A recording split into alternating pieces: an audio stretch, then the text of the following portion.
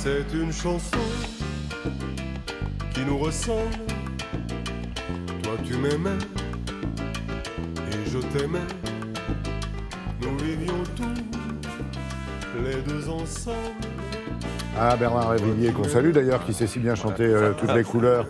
C'est vrai que saison oblige, hein, les jardins prennent un très joli feuillage en ce moment. Cela dit, il ne faut pas avoir planté n'importe quoi auparavant. Non, et puis en plus, l'automne, on a de la chance, a du mal à se dégarnir. C'est-à-dire qu'on a eu un été indien formidable, un mois de septembre où il a fait plutôt beau sur toute la France, des nuits assez fraîches, ce qui nous donne des feuillages totalement extraordinaires. C'est-à-dire qu'on va avoir évidemment un feu d'artifice, surtout sur les érables japonais, sur les érables en général, mais pas que. C'est-à-dire qu'on s'aperçoit que dans les villes, surtout dans la moitié nord de la France, les arbres ont du mal à perdre leurs feuilles. Il y a encore beaucoup d'arbres qui sont verts comme en plein été. Donc on va avoir vraiment un automne qui va se prolonger dans l'hiver et c'est tant mieux. Alors évidemment, l'automne, c'est pas que des érables, c'est pas que du feuillage, c'est aussi beaucoup de fleurs. Et donc quand on sait les associer, quand on sait rythmer son jardin, mettre les bonnes couleurs au bon endroit, eh bien, vous allez voir, c'est un véritable feu d'artifice. Quelles seront les couleurs phares de cet automne-hiver? Ça va être les couleurs chaudes et surtout donc les tons orangés, rouges, flamboyants, mais toujours aussi avec une petite note de pourpre. Il y a le classique aster, qu'on peut retrouver en violet, bleu, mais aussi en blanc. Et il y a les echinacea ou rudbeckia, des couleurs très vives, orange, pourpre, très chatoyantes. Vous avez dit rudbeckia? C'est un petit rudbeckia extraordinaire, sauvage, qui vient des États-Unis et il a 3 avantages. Le premier, c'est qu'il pousse très vite. Vous voyez, ce petit pied-là a même pas 6 mois. Deuxième avantage, il pousse aussi bien et fleurit aussi bien en plein soleil ou même s'il y a un petit peu d'ombre, il s'en fiche. Et même, je dirais, s'il y a un peu d'ombre, c'est même pas la peine de l'arroser. Et dernier truc, il se ressème. Donc non seulement votre rudbeckia va vivre des années chez vous, mais en plus, vous aurez des petits bébés au pied que vous pourrez filer à tous vos amis. Voici une renouée qui nous vient de l'Himalaya. Elle fleurit de juillet à novembre. Son nom, c'est Polygonum raciformé. Moi, j'adore ces espèces de tout petits pompons, un petit peu roses, qui vont devenir de plus en plus foncés au fur et à mesure de la saison. Alors, cette petite renouée est géniale pour occuper un endroit très difficile dans les jardins, là où très souvent l'herbe n'arrive plus à pousser, c'est assez moche. Eh bien, cette petite renouée, sera ravissante en fleurs au pied des arbustes. Et pour les arbres alors?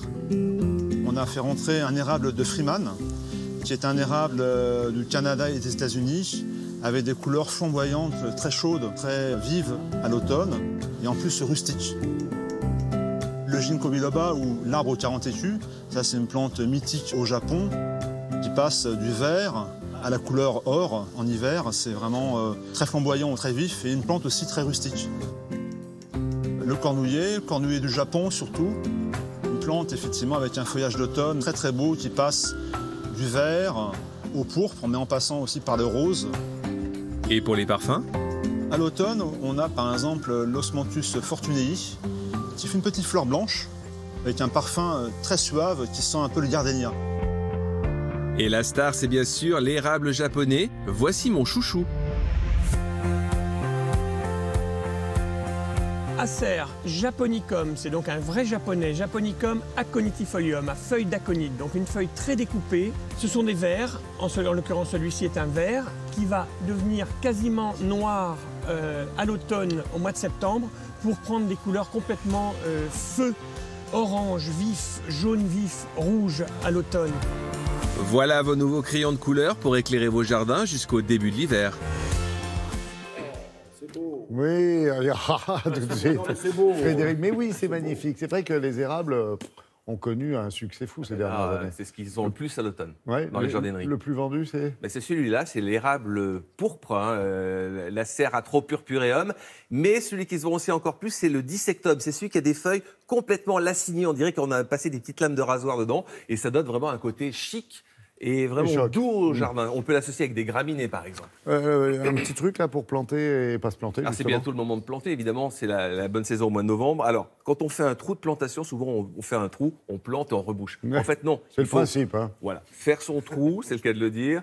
Laisser reposer le trou de plantation, justement, pendant à peu près une quinzaine de jours. L'intérêt, c'est quoi? C'est que la terre va respirer et puis ça va tuer les petites bébêtes qui ne sont pas vraiment désirées. Et ensuite, 15 jours après, vous allez planter. Et ça, c'est vraiment la petite astuce de plantation. La racine nue aussi, ça revient à la mode, ça coûte moins cher que le conteneur et ça reprend beaucoup mieux.